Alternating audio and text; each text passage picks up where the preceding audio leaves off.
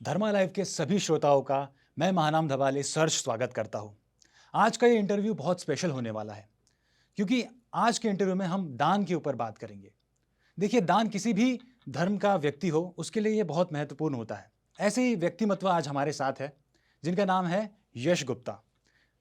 यश जी, दान पात्रा के माध्यम से काफ़ी आप समाज में सेवा करते आए हैं और यश जी का बहुत ही कम उम्र में उन्होंने ये शुरू किया है। तो आज हम जानेंगे यश जी के ज़ुबानी कि कैसे उन्होंने इसकी शुरुआत की और कैसे वो अपने कार्य से लोगों का दुख दर्द बाँट के उनकी सेवा कर रहे हैं। यश जी, आपका धर्मा लाइव में स्वागत है। बहुत बहुत धन्यवाद सर, आपने आमंत्रित किया। बिल्कुल शुक्रिया, आपने आपका कीमती समय दिया, इसके लिए मैं आपका शुक्रगुज़ार हूँ। Thank you so much. सबसे पहले तो मैं ये जानना चाहूँगा यश जी कि आपको ये सोच कैसे पैदा हुई आपकी? इतने आप यंग हैं, आई थिंक मुझे लगता है आप 20-21 साल के होंगे। यस, तो सबसे 20। पहले ये सोच डेवलप कैसे हुई आपके अंदर कि ऐसा पुण्य का काम आप कर रहे हैं? तो कैसे सर ये हुआ शुरू? सर, सोच मतलब कहा जाए कि मतलब एक ऐसी मेरे को लाइफ से बहुत सारी शिकायतें थी मेरी ज़िंदगी में कि मतलब दोस्तों को देख के या इस दुनिया को देख के कि कितना कुछ है जो लोगों के पास है जो मेरे पास नहीं है। वो सबसे बड़ा पॉइंट मैं हमेशा से शिकायत करता रहा हूँ। आज से 3-4 साल पहले तक बहुत सारी शिकायतें थी फैमिली से, सबसे, फ्रेंड से वगैरह कि मेरे पास ये नहीं है, ये होता तो मैं वो कर लेता। आज ये होता तो आज उनके पास ये था तो उनने ये कर दिखाया। अगर मेरे पास भी होता तो मैं भी कर लेता। ये सब चीज़ें मैं बोलता था और बहुत ही कॉन्फिडेंस के साथ। और एक उसी बीच एक कोविड का इंसिडेंट है मेरे साथ जहाँ से मेरे को दान पात्र के लिए बहुत ज़्यादा मोटिवेशन मिला कि मुझे ये करना चाहिए। एक 7 साल का बच्चा मुझे मिला था। आप अपन समझ सकते हैं 7 साल क्या उम्र होती है। और 7 साल का बच्चा, उसके 3 छोटे-छोटे भाई-बहन उससे छोटे और उसकी बुजुर्ग दादी, उसके माता-पिता उसके छोड़ के जा चुके थे। अच्छा। 7 साल का बच्चा, उसके 3 छोटे-छोटे भाई-बहन और उसकी बुजुर्ग दादी, और वो उस उस स्थिति में भी मतलब जीने की उम्मीद रख रहा है और अपने परिवार को आगे बढ़ाने की सोच रहा है, अपनी बुजुर्ग दादी को सँभालने की सोच रहा है। और यहीं अपन देखते हैं कि बहुत सारे मतलब जवान और ये लोग रहते हैं, ये अपने माँ-बाप को छोड़ देते हैं फुटपाथ पे, आश्रमों में। तो मैं उस बच्चे से बहुत ज़्यादा इंस्पायर हुआ सर कि मतलब वो उससे मैंने कुछ सवाल किए कि आपके अंदर ऐसा क्या है कि आप अभी भी मतलब जीने की, बहुत सारे युवा जो सुसाइड अटेम्प्ट कर लेते हैं। बहुत सारी जेईई, नीट, बहुत सारी स्टडीज़ प्रिपरेशन के चलते, लेकिन वो बच्चा जीने की उम्मीद रख रहा था। वो सबसे ज़्यादा कॉन्फिडेंस वहाँ से मिला और वो 3 छोटे-छोटे भाई-बहन को एक गैरेज पे काम करता था। वहाँ से साप्ताहिक ₹70 कमाता था और उन छोटे-छोटे भाई-बहनों का पालन-पोषण करता था।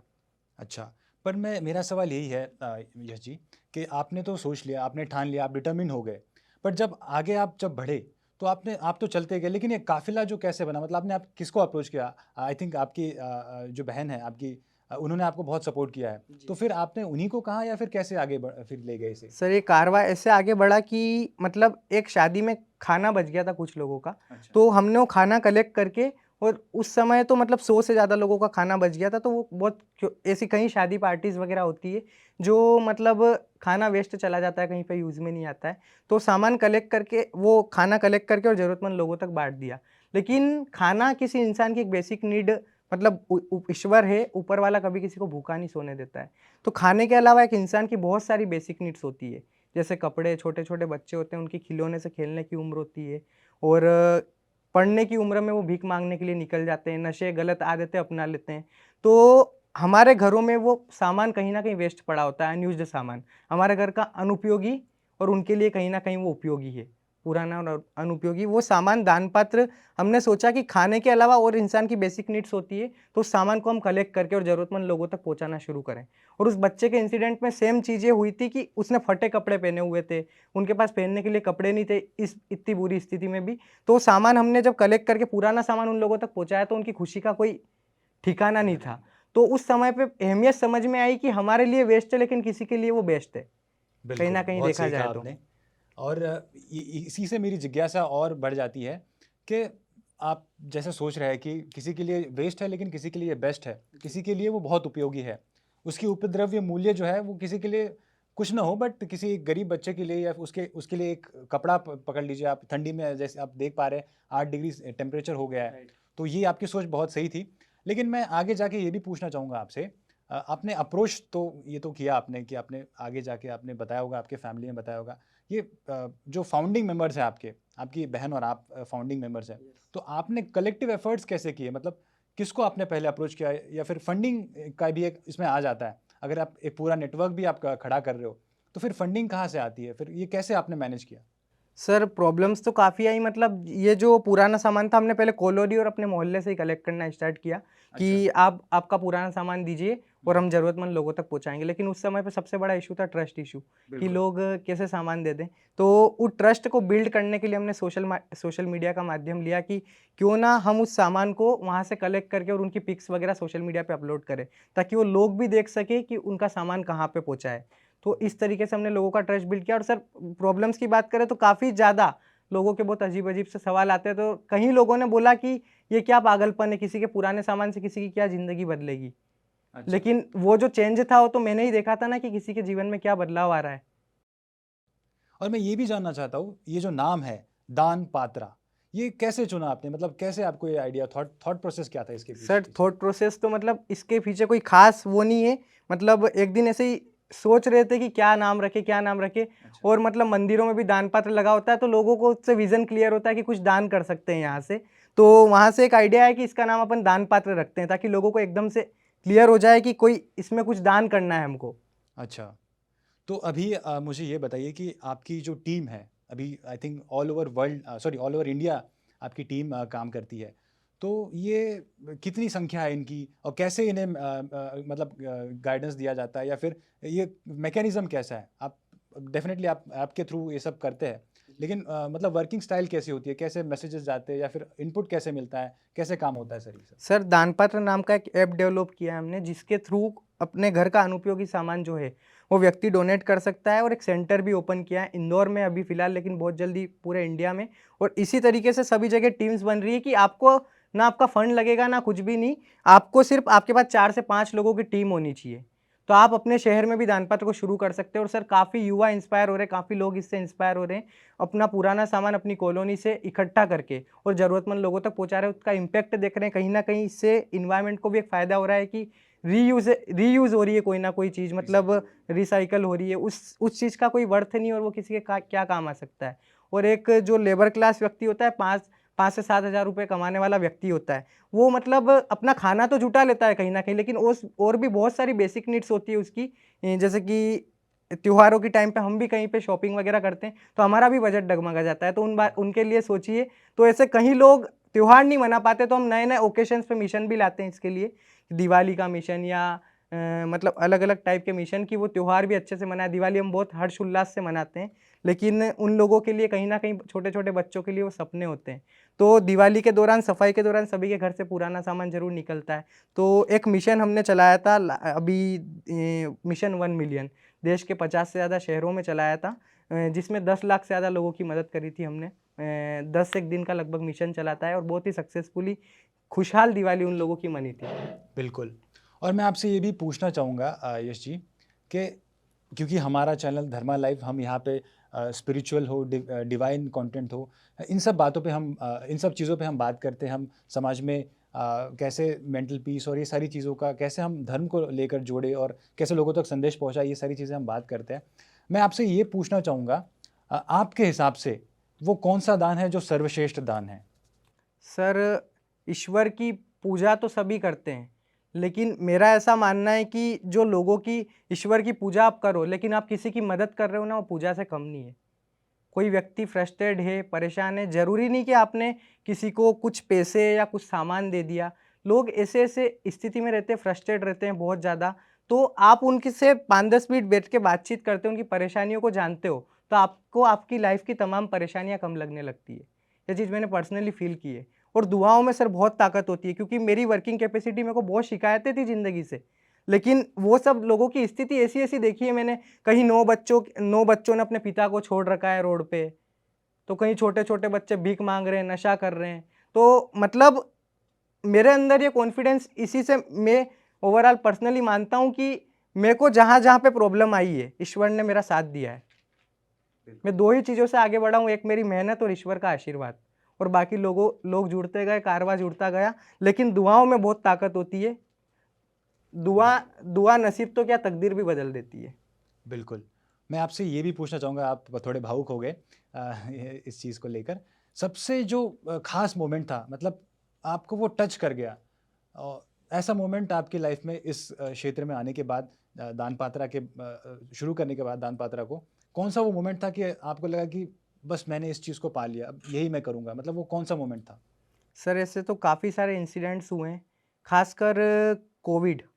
कोविड ऐसा सिचुएशन थी कि मतलब एक वेल सेटल्ड पर्सन जो अच्छा कमाता है, अच्छी ज़िंदगी जीता है, उसके लिए भी वो बहुत टफ पड़ रहा है, कहीं न कहीं। और उस समय पे मैंने कई लोगों को देखा, मतलब उस स्थिति ने हमको ये बता दिया कि दुआओं में कितनी ताकत होती है और आपके जीवन में आपके कर्मों का कितना बड़ा योगदान होता है।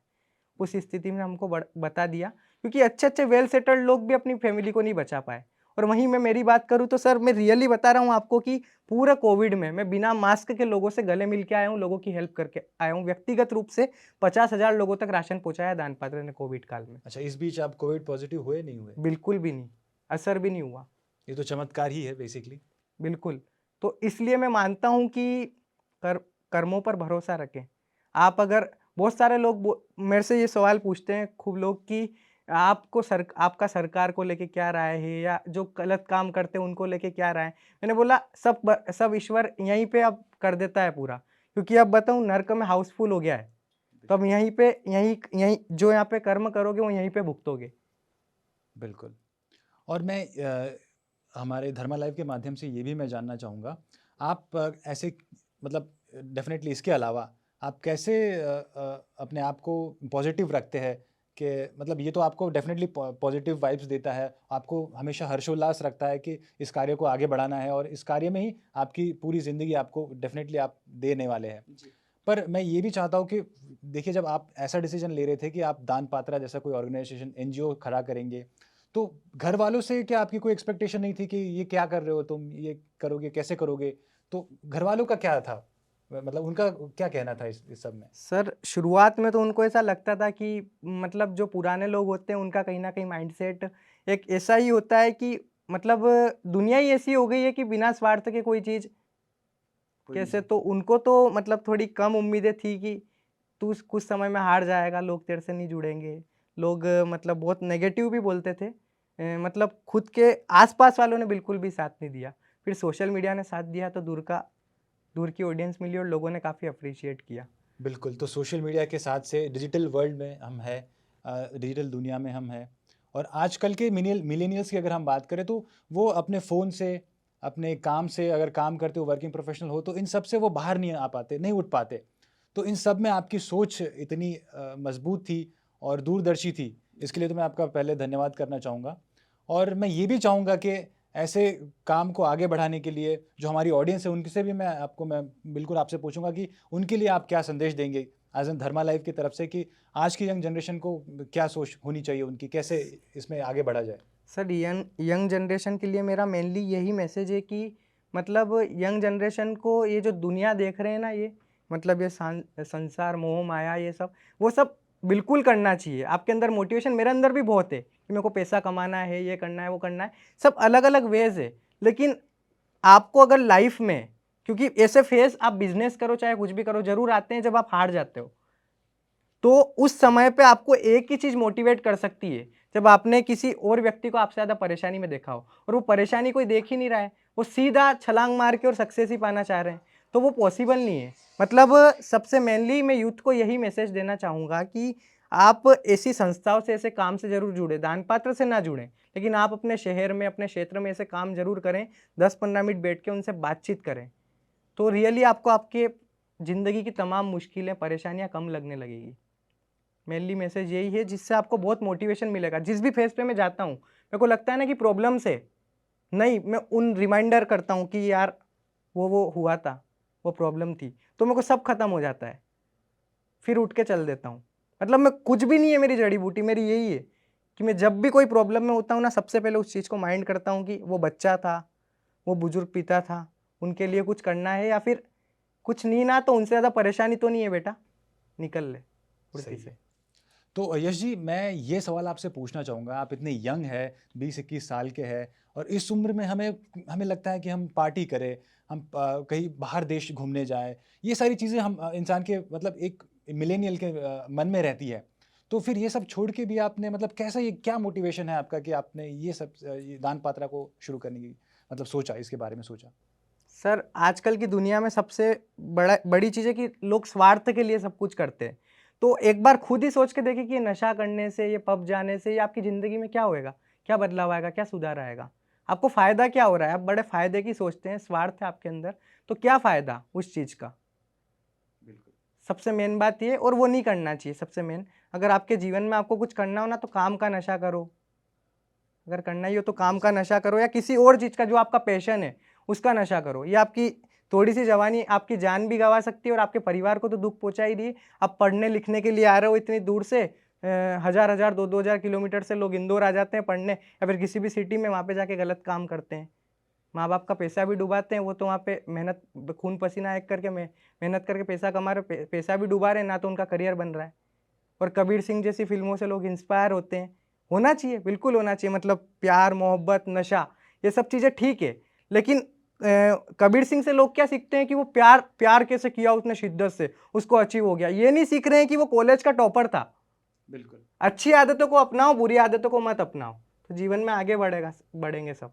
तो यश जी, मैं आपसे ये भी पूछना चाहूँगा, ये जो दान पात्रा आपकी एनजीओ है, ऑर्गेनाइजेशन है, ये कितना बड़ा है, कितना बड़ा इसका व्याप है और किस स्तर पे लोग आपसे जुड़ते हैं, किस किस प्रकार के फील्ड, किस किस अलग अलग फील्ड से लोग जुड़ते हैं, तो ये कितना सर पूरा बड़ा है ये? सर सबसे पहले तो दानपात्र से जुड़ने की, ऐसा हिंदुस्तान में, ऐसा संसार में और इस पूरे विश्व में कोई भी व्यक्ति नहीं है जो दानपात्र से नहीं जुड़ सकता। अगर आपके पास पुराना सामान है, आप मिडिल क्लास फैमिली से बिलोंग करते हैं, या फिर किसी भी, आपके पास पुराना सामान है तो आप वो डोनेट करके जुड़ सकते हैं। आपके पास सामान नहीं है, समय है, तो आप एज अ वॉलंटियर के रूप में जुड़ सकते हैं। और उसके बाद भी, और तीसरा और एक, आप अगर अच्छे ओहदे पे अच्छा पैसा कमा रहे हैं तो आप फंड भी डोनेट करके जुड़ सकते हैं। और चौथा ये कि मतलब चौथा व्यक्ति वो आ जाता है जिसको हमसे मदद चाहिए। बिल्कुल। तो ऐसा कोई व्यक्ति तो बचा ही नहीं जो दान पात्र से ना जुड़ सके। अच्छा, तो ये कितनी संख्या है, ये कितना संख्या बल सर है? दान पात्र से अभी तक लगभग 35,000 से ज़्यादा वॉलंटियर्स ऑल ओवर इंडिया में जुड़ चुके हैं। और अभी इंटरनेशनल भी गया है दान पात्र, ईस्ट अफ्रीका में, और अमेरिका से भी कई अप्रोचेस आए हैं कि जहाँ पे दान पात्र को लोग शुरू करना चाह रहे हैं। बहुत बढ़िया, बहुत और बढ़िया। सर मदद करने का मैं वे बताता हूँ कि ये सिर्फ आप स्लम एरिया में जाके ज़रूरतमंद लोगों की मदद कर रहे हो या किसी को कोई सामान दे दिया, मेन मोटिव ये नहीं है।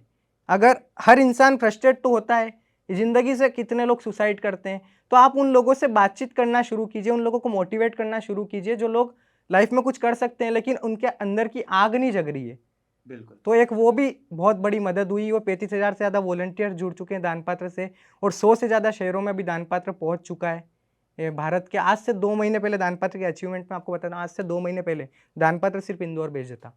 अच्छा। लेकिन 2 महीने में युवा इतना इंस्पायर हुए, यूथ इतने इंस्पायर हुए हैं कि 2 महीने में दानपात्र 100 से ज़्यादा शहरों में वर्क कर रहा है, और 35 लाख से ज़्यादा लोगों तक हम अभी तक मदद पहुँचा चुके हैं। ये बहुत सही बात कही आपने। मैंने आपका इंस्टाग्राम पे एक वीडियो देखा था जिसमें एक बूढ़ा व्यक्ति जा रहा था जो आई थिंक मेंटली थोड़ा डिसेबल था। तो उसको आप मतलब कन्विंस करते हो, उसके पीछे लगते हो, उसके पीछे पड़ते हो मतलब लिटरली, और उन्हें समझाते हो, मतलब उनके बाल बड़े रहते हैं और मतलब खस्ता हालत में वो रहते हैं। तो उन उन सबको कन्विंस करने में, परसुएड करने में ये कैसे करते हैं आप लोग? मतलब कैसे समझाते हैं, कैसे बुझाते हैं कि चलिए आपको मतलब खाना आप देते हैं, उनको खाना तो देते ही, आप उनको कपड़े देते हैं। बहुत बार आप ऐसी जगह पे मतलब आश्रम में जाके आप उन्हें प्लेस करते हैं। तो ये सब करते वक़्त आपको क्या चुनौतियाँ रहती है? सर चुनौतियाँ सबसे मेन की, कई बार तो उनके खाने भी पड़ते हैं, मारते भी वो लोग, मतलब जो इंसान, सबसे मेन बात है कि धोखा खाया हुआ इंसान किसी के ऊपर कैसे भरोसा कर ले। अब वो लोग हमको बताते हैं कि लोग हमसे मतलब दुत्कारते हैं, लोग उनको कई पत्थर मार के जाते हैं, कई बच्चे मजाक मजाक में, कई युवा ही, बच्चे क्या बोलूँ मैं, हम जैसे जो यूथ होते हैं ना, वो ऐसे लोगों के साथ खेलते हैं। तो उनकी ज़िंदगी भी ज़िंदगी, वो भी हमारे जैसे इंसान है, उनके साथ ऐसा गलत नहीं करना चाहिए सभी को। तो वो सबसे ज़्यादा हमसे इसलिए डरते हैं कि लोग वो हार चुके हैं, पहले परिवार से धोखा खाया होगा या किसी भी चीज़ में धोखा खाया, और उसके बाद आके और डिसेबल हो गए। डिसेबल हो गए, फिर हमारे ऊपर कैसे भरोसा करें, सबसे बड़ा चैलेंज है। कई बार तो हमने मतलब लकड़ी से मार देते हैं, लकड़ी रहती है, कई बार पत्थर उठा के मार देते हैं, तो चोटें भी आई है कहीं, लेकिन हमारी थोड़ी सी परेशानी से किसी की ज़िंदगी बदल जाए तो इससे अच्छी बात कुछ नहीं हो सकती।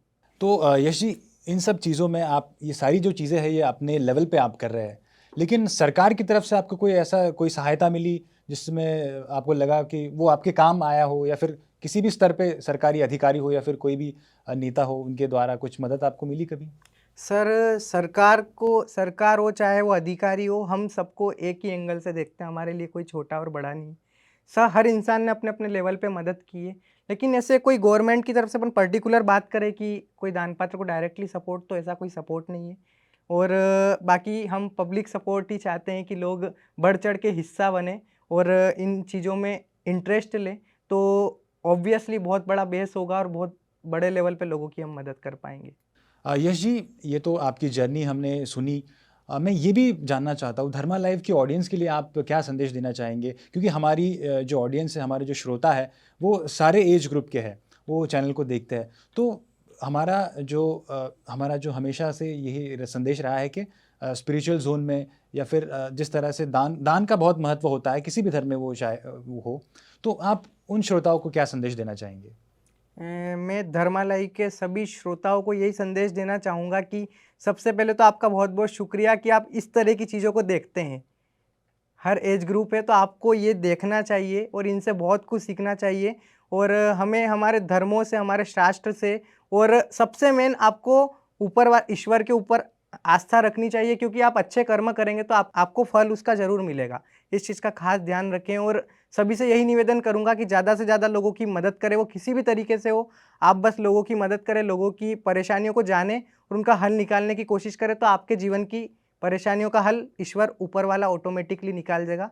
तो बहुत-बहुत धन्यवाद सभी का और ज़्यादा से ज़्यादा शेयर करें इसको भी, ताकि और लोगों में अवेयरनेस हो और काफ़ी ज़्यादा से ज़्यादा लोग जुड़ सकें।